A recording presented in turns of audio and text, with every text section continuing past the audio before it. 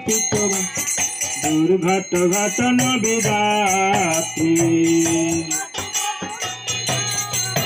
কৃষ্ণদেব ভবন্তম বন্দে কৃষ্ণদেব ভবন্তম বন্দে অয়ম বিয়ালোকলাব্ধ সনাতন বিয়ালোকলাব্ধ সনাতন কলিকাদ্ভুত রসবার নিবার ইন্দন মধুরি মূর্ছা কৃষ্ণদেব ভগবন্তম বন্দে কৃষ্ণদেব ভগবন্তম বন্দে রাধে জয় জয় মাধব জয় শ্রী জয় স্কন্দরি সুরতৌব শচীনন্দনম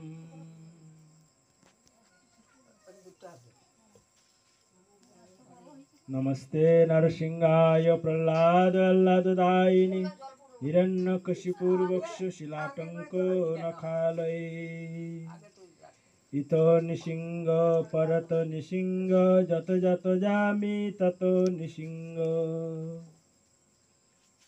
हृदय निसिंह बहिरे निसिंह निसिंहमानिं शरणं प्रपति तव कर कमल बरे नखयद्भुत सिंहम दलित हिरण्यकशित नलिंगम केशवधीतो नरहरि रूप केशवधीतो निसिंह रूप जय जगदीश हरे जय जगदीश हरे ग्रंथेरारम्य करी मंगलाचरण गुरु वैष्णव भगवान तिनेर शरणे हय विघ्न विनाशन अनाशे हय निज वंचित पूरण हरे कृष्ण कृष्ण कृष्ण हरे हरे हरे राम राम राम हरे हरे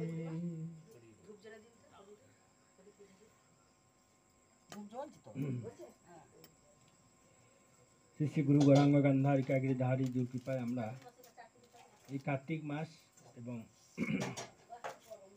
এই মাসে ভগবান রাধা দামোদর অত্যন্ত প্রিয় মাস এবং লক্ষ্মী নারায়ণ ভগবান এই সময় কি করেন তারা সর্বত্র আকাশ মার্গে বিচরণ করেন এবং যার গৃহে এরকম মানে প্রদীপ জ্বলে আর ভগবান লক্ষ্মী নারায়ণ তার প্রতি প্রসন্ন হয়ে সেদিকে দৃষ্টিপাত করেন এই জন্য কার্তিক মাস হচ্ছে দীপ দানের অধিক মাহাত্ম্য তো নারদ বলিলেন হে দ্বিজ ধর্মদত্ত বিষ্ণুরূপী পুরুষদ্বয়ের এইরূপ বাক্য শ্রবণ করিলে এবং দণ্ডের ন্যায় ভূমিতে প্রণত হইয়া বলিতে লাগিলেন ধর্মদত্ত বলিলেন হে বিভু সকলেই যথাবিধ যজ্ঞ দান ব্রত তীর্থ তপস্যা দ্বারা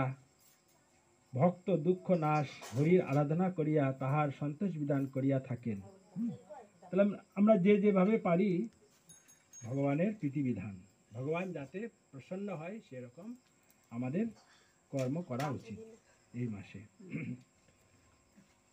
কিন্তু আপনারা আমাকে এইরূপ একটি কার্যের উপদেশ প্রদান করুন যাহা করিলে যজ্ঞদান দিকে অনুষ্ঠান ভিন্ন আমরাও বিষ্ণু সান্নিধ্য প্রাপ্তি হই গণগণ উত্তর করিলেন হে বিপ্র আপনি উত্তম প্রশ্ন করিয়াছেন এ বিষয়ে পুরাকালে সংঘটিত একটি পুত ইতিহাস কথা কীর্তন করিতেছি তাহলে এক সময় এই কার্তিক ব্রত কি ফল তাহলে এইটা দেবগণের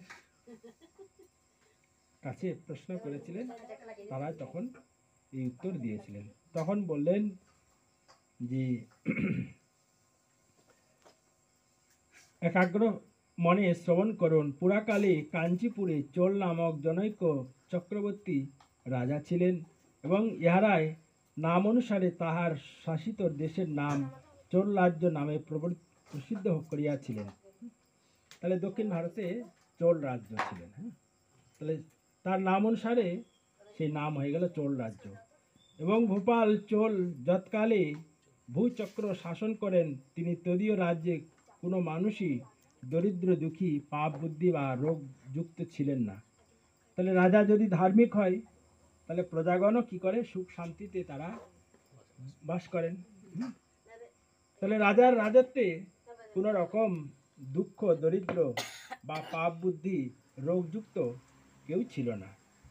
তাহারা সকলেই যজ্ঞের উন্নত সুবর্ণ সুখ, সকলেই তাম্র অন্য নদীর উভয় তটে প্রবাহিত হওয়ার তট দ্বারা চৈত্যরথ ন্যায় শোভাযুক্ত হইয়াছিলেন। এবং সেই রাজ্যের মাঝখান দিয়ে নদী প্রবাহিত ছিল এবং তার ফলে সকলেই সুখ সমৃদ্ধিতে কি করেছিলেন? বাস করছিলেন।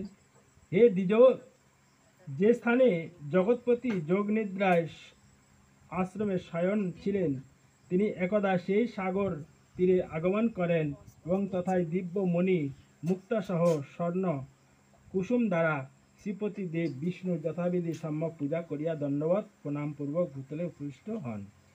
তাহলে রাজা যেহেতু ধার্মিক ছিলেন, তো রাজা কি করেছিলেন এক সময়?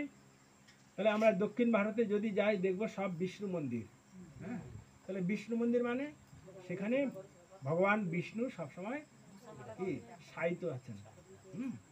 তাহলে ভগবান বিষ্ণু সবসময় শয়ন নিদ্রায় আছেন, আর লক্ষ্মী দেবী তার পদসেবা করেন। তাহলে এই যেভাবে, তাহলে রাজা চোল রাজা যখন সেই মন্দিরে যান এবং বিবিধভাবে স্বর্ণ কমল দামি দামি উপহার দিয়ে ভগবান বিষ্ণুর পুজো করেছিলেন এবং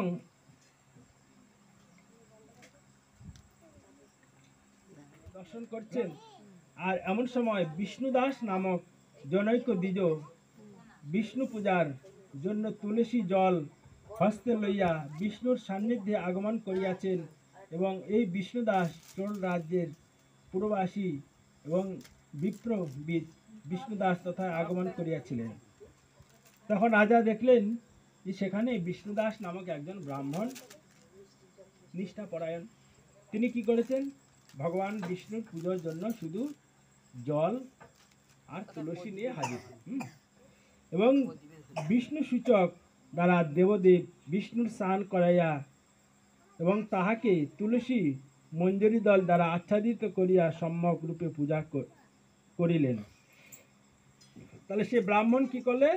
তিনি ভগবানকে জল দিয়ে স্নান করালেন এবং তারপর তুলসী পত্র দিয়ে ভগবানের পাদপদ্ম কি ঢেকে দিলেন। এবং ভক্ত বিষ্ণু দাসের তুলসী মঞ্জরি দলে বিষ্ণুর পূজার যেন রত্নাদি দ্বারা পূজার সমান হইয়াছিল। অনন্তর চোল রাজা তুলসী দল দ্বারা তদীয় পূজা আচ্ছাদিত হইতে দেখিয়া রোগবশত বলিতে লাগলেন।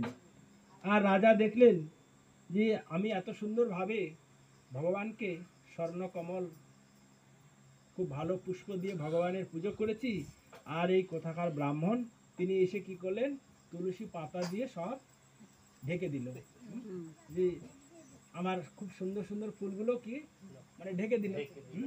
তিনি রাজা একটু রেগে গেলেন এবং চোল রাজা বললেন, হে বিষ্ণু দাস, আমি মাণিক্য স্বর্ণ আদি দ্বারা সুশোভন অর্চনা করিয়াছি। আমি কত সুন্দর মণি মাণিক্য দ্বারা ভগবানের পুজো করেছি, আর তুমি কেন আমার তুলসী দল দ্বারা আচ্ছাদিত করলে? আর তুমি কি করলে? তুলসী পাতা দিয়ে আমার সব ঢেকে দিলে। আমার মনে হয় তুমি মূর্খ, তুমি বিষ্ণু ভক্তি বিদিত নহে। জি, আমার মনে হচ্ছে তুমি কিছুই জানো না, কিভাবে ভগবানকে প্রসন্ন করতে হয় সেটা তুমি কিছুই জানো না। সেই জন্য তুমি আমার সহিত অতি সমারোহে পূজা আচ্ছাদিত করিয়াছ। তাহলে তুমি জানো না বলেই কি করেছো? আমার পুজোর জিনিস ফুলগুলো তুমি সব ঢেকে দিয়েছো।